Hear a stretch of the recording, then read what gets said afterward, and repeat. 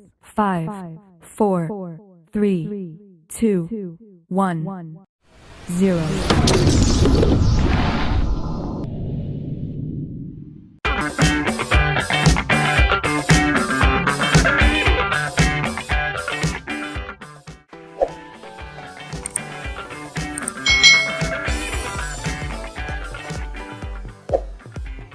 Hai hai hai, selamat datang di channel YouTube Kak Citra. Apa kabar adik-adik semuanya? Kak Citra berharap kalian dalam keadaan yang baik, sehat, dan siap untuk belajar ya. Hari ini kita akan belajar bersama-sama untuk mata pelajaran tematik kelas 2. Kita belajar di tema 7, kebersamaan, subtema 1, kebersamaan di rumah, pembelajaran yang kedua. Mari adik-adik kita belajar dengan penuh semangat ya. Mari kita amati gambar berikut ini. Ini gambar sedang apa ya adik-adik ya? Ini di dalam kolam renang nih. Mengapa mereka saling bergandengan tangan? Nah, di dekat rumah Ali ada kolam renang. Hampir setiap hari Minggu Ali bersama teman-temannya bermain di kolam renang. Hari ini mereka asyik bermain menjaring ikan. Mereka bermain di kolam yang dangkal atau kolam yang tidak terlalu dalam adik-adik. Dalam menjaring ikan terdapat gerakan berjalan di dalam air. Bagaimana ya gerakan berjalan di dalam air? Nah, posisi tubuh saat jalan kaki di dalam air adalah punggung kita lurus dan bahu kita tegak. Dengan punggung yang lurus ini mengharuskan otot perut di tubuh kita ini akan melawan tekanan air saat bergerak maju ke depan adik-adik. Untuk posisi kaki, melangkahlah seperti biasa dengan tumit menginjak lantai kolam terlebih dahulu, baru jari kaki menyentuh lantai kolam. Dalam setiap gerakan melangkah, angkat juga lutut kita lebih tinggi untuk melibatkan otot perut lagi. Itu tadi gerakan berjalan di dalam air adik-adik. Ayunkan juga tangan kita selama berjalan di bawah air. Adik-adik, bagaimana ya cara bermain menjaring ikan di air? Nah, di sini adik-adik ini adalah permainan menjaring ikan di air. Bagaimana cara memainkannya? Nah, seperti ini adik-adik. Dalam permainan menjaring ikan ini harus ada yang menjadi ikan dan menjadi jaring adik-adik. Nah, ini nanti kalian bisa pingsut atau bisa humpimpa ya. Siapa yang menjadi ikan, siapa yang menjadi jaring.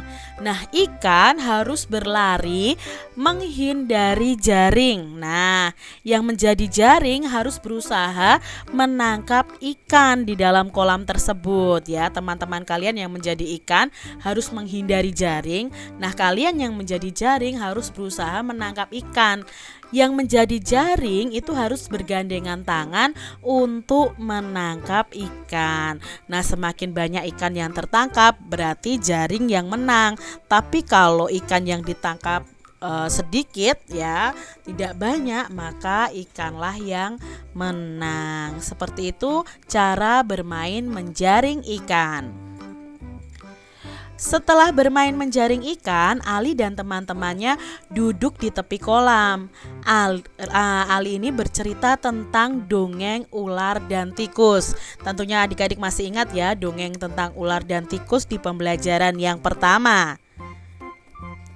Bacalah dongeng fabel di bawah ini dengan membagi 3 peran, yaitu sebagai pencerita, ular, dan tikus. Adik-adik, kita akan simak kembali cerita tentang ular dan tikus.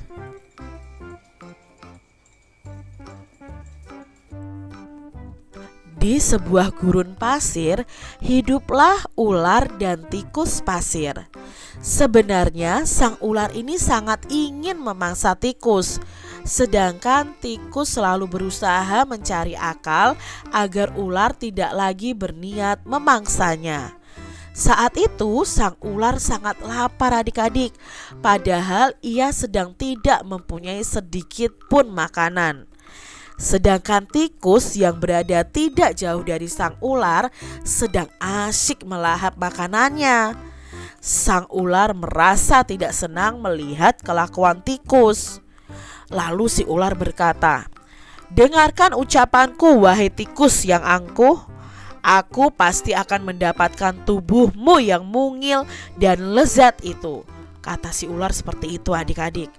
Lalu tikus menjawab, "Hei ular, berusaha dan bekerjalah.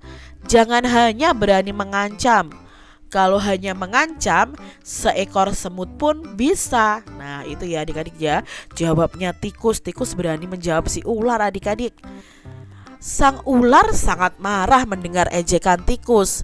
Ia lalu kembali ke sarangnya dengan perut yang lapar.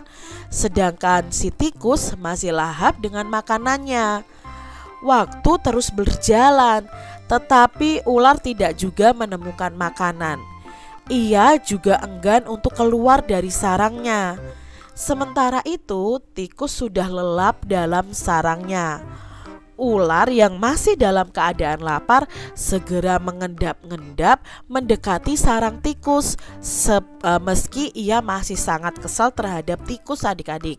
Dan kini ular telah berada di sisi tikus yang sedang tidur pulas. "Hei tikus, aku sudah berada di sebelahmu dan siap untuk menyantapmu," kata si ular. Tikus segera terbangun dari tidurnya. Sambil berpura-pura menguap, ia mulai memutar otak agar bisa lolos dari cengkraman sang ular. Tunggu dulu ular sahabatku. Kalau kau ingin memakanku, kau harus berpikir dulu. Kita hanya berdua di sini, tidak ada hewan lain. Jika kau memakanku, maka kau akan sendiri. Kau tidak akan mempunyai teman yang dapat kau ajak mencari makan. Kalau begitu, kau tidak akan makan dan akhirnya kau akan mati, kata si tikus adik-adik. Nah sejenak sang ular terdiam. Ia mencoba merenungkan nasihat si tikus. "Jadi kita tidak bisa hidup sendiri?" tanya si ular. "Tentu. Bukankah kita bisa berteman dan tentunya kita dapat mencari makan bersama? Bukankah itu lebih menyenangkan daripada nantinya setelah kau memakanku, kau hanya akan hidup sendiri?" kata si tikus adik-adik. Lalu ularnya mengangguk tanda mengerti. "Baiklah kalau begitu, maafkan aku," kata ular meminta maaf kepada tikus. Tikus pun memaafkan ular. Mereka tersenyum bahagia adik-adik. Kemudian mereka beranjak mencari makanan bersama-sama. Nah, cerita ini karangan dari Kak Nur Ngaini Solihati pada tahun 2007. Adik-adik, apa itu dongeng? Nah, dongeng adalah cerita yang belum diketahui kebenarannya. Jadi kebenarannya itu belum diketahui, termasuk dongeng tadi ya, tikus dan ular tadi adik-adik. Lalu salah satu contoh dongeng adalah fabel. Apa itu fabel? Fabel itu adalah dongeng atau cerita yang tokohnya adalah hewan atau binatang. Nah, dongeng fabel itu ada ciri-cirinya adik-adik. Simak dulu penjelasan berikut ini. Ciri-ciri fabel atau dongeng yang tokohnya binatang itu pasti yang pertama adalah menggunakan hewan sebagai tokoh ceritanya. Lalu tokoh hewan itu memiliki karakter dan sifat seperti manusia. Ular dan tikus tadi kan bisa berbicara, mempunyai sifat seperti manusia. Padahal kenyataannya kalau di sekitar kita tikus dan tikus dan ular itu kan tidak bisa bicara adik-adik. Mereka juga tidak bersahabat ya, mereka saling makan kalau di dalam kenyataannya. Tapi dalam cerita ini tokoh hewan itu memiliki karakter dan sifat seperti manusia. Lalu cerita fabel itu memiliki alur cerita ya, lalu memiliki pesan-pesan kebaikan di dalam cerita tersebut. Dalam dongeng itu ada unsur-unsurnya adik-adik. Yang pertama, dalam dongeng itu pasti ada tokoh. Tokoh itu yang berperan dalam cerita tersebut. Lalu ada latar. Latar itu apa Kak Citra? Latar itu tempat terjadinya dongeng. Nah, dongeng tadi itu terjadinya di mana? Di gurun pasir adik-adik. Yang ketiga itu ada watak atau sifat dari masing-masing tokoh dalam dongeng. Nah, tadi misalnya kalau ular ya, wataknya itu pemalas karena tidak mau mencari makan ya. Lalu dia wataknya juga iri kepada si tikus. Lalu kalau tikus tadi wataknya apa? Oh, dia itu cerdik ya, banyak akalnya, misalnya seperti itu. Yang keempat adalah amanat. Amanat itu adalah pesan dalam sebuah cerita atau dongeng tersebut. Jadi kalau dalam cerita tadi pesannya apa? Ya, kita tidak bisa hidup sendiri, kita harus berteman dengan semua orang, seperti ular dan tikus tadi. Adik-adik, diskusikan sikap kebersamaan yang dilakukan oleh ular dan tikus. Nah, tadi di akhir cerita mereka akan bersama-sama hidup mencari makan berdua. Tadi kan ularnya ingin memangsa tikus, tapi akhirnya tidak jadi ya. Karena mereka tidak bisa hidup sendiri, maka mereka menjadi teman dan mencari makan bersama. Itu termasuk sikap kebersamaan yang dilakukan oleh ular dan tikus. Nah, adik-adik, coba kalian tulis nama teman kalian yang akan membacakan dongeng tersebut berdasarkan nomor urut presensinya. Misalnya, yang menjadi penceritanya siapa, yang menjadi ular dan tikusnya siapa, itu nomor absen berapa atau nomor presensi berapa. Nah, kalian juga dapat mengelompokkan teman-teman kalian berdasarkan siswa yang menggunakan kacamata dan yang tidak menggunakan kacamata juga. Nah, misalnya di sini ya, pengelompokannya misalnya siswa yang memakai kacamata akan membaca naskah teks sang ular. Siswa yang tidak memakai kacamata akan membaca naskah teksnya tikus ya, atau yang diucapkan oleh tikus. Kalian juga dapat mengelompokkan teman kalian berdasarkan jenis rambutnya. Misalnya yang berambut keriting itu membaca naskah sang ular, yang berambut lurus itu membaca naskah teks tikusnya. Nah, kalian bisa bergantian ya untuk membacakannya. Selain pengelompokan berdasarkan perbedaan tersebut ya, dari perbedaan memakai kacamata atau tidak, lalu jenis rambutnya lurus atau keriting, dapat kamu melakukan pengelompokan berdasarkan perbedaan yang lain. Ya, kalian bisa mengelompokkan dengan perbedaan yang lainnya. Nah, adik-adik, di sini Kak Citra akan memberitahu cara melihat karakter fisik dari seseorang. Di sini ada 3 anak nih adik-adik. Yang pertama, namaku Niko. Rambutku lurus dan pendek berwarna coklat. Nah, di sini berarti karakteristik dari Niko ini rambutnya lurus, lalu pendek dan berwarna coklat. Lalu berikutnya ini ada Jenny. Ya, rambutku keriting dan berwarna coklat kemerahan. Ya, ini adalah ciri fisik dari Jenny. Lalu berikutnya ada Rere. Rambutku lurus bergelombang dan berwarna kuning. Jadi di sini ya ada perbedaan karakteristik fisik dari Niko, Jenny, dan Rere.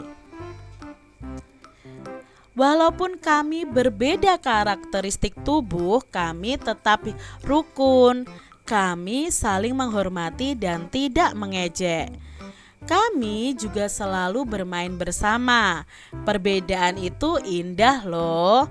Nah, adik-adik, tentu kalian dan teman-teman kalian memiliki perbedaan karakteristik tubuh kalian. Bisa juga tinggi badan, lalu berat badan, bentuk wajah, bentuk mata, bentuk hidung, dan lain sebagainya pasti ada perbedaan. Nah, walaupun kita berbeda, kita harus tetap hidup rukun. Setiap orang itu memiliki ciri khas yang dapat dirasakan secara langsung, yaitu ciri tubuh dan ciri fisiknya. Bisa berupa warna kulit, tinggi badan, bentuk rambut, lalu bisa juga dengan perbedaan agama adik-adik. Meskipun berbeda, kita tetap dapat berteman dengan rukun, karena kita semua ini adalah makhluk ciptaan Tuhan. Sikap yang harus kita miliki meskipun memiliki perbedaan dengan teman kita adalah yang pertama, hidup rukun dengan teman yang berbeda, baik berbeda agama, berbeda ciri tubuh, berbeda ciri fisik ya. Harus tetap hidup rukun, tidak membeda-bedakan teman, saling menghargai dan menghormati, memberikan kesempatan kepada teman untuk melaksanakan kegiatan berdasarkan agamanya. Nah, ini adalah contoh-contoh sikap yang harus kita lakukan walaupun kita memiliki perbedaan dengan teman kita. Coba amati teman-teman kalian adik-adik. Tuliskan hasil pengamatanmu. Nah, hasil pengelompokan itu berdasarkan apa? Misalnya kalian mengelompokkan berdasarkan warna kulit, berdasarkan tinggi badan, bentuk rambut, perbedaan agama, ya, lalu bisa juga kalian bentuk kelompok itu berdasarkan jenis kelaminnya juga bisa. Walaupun dikelompokkan, kita tidak boleh membedakan, harus tetap hidup rukun. Diskusikan sikapmu terhadap teman yang berambut keriting atau berambut lurus. Nah, sikap kita ya tentunya tetap hidup rukun, saling menghargai dan tidak mengejek. Ih, kamu rambut keriting ya, jelek seperti ini nih. Gak boleh adik-adik ya, tidak boleh mengejek temannya seperti itu, karena kita ini sama-sama ciptaan Tuhan. Adik-adik, demikian tadi pembahasan kita di tema 7, subtema 1 pembelajaran yang kedua. Semoga video pembelajaran ini bermanfaat untuk adik-adik semuanya. Dan sampai jumpa lagi di video pembelajaran Kak Citra selanjutnya. Tuhan memberkati. Jangan lupa tekan tombol subscribe, lalu tekan loncengnya, tekan juga tombol like, lalu share ke media sosial kalian. Jangan lupa untuk ikuti media sosial Kak Citra. Terima kasih.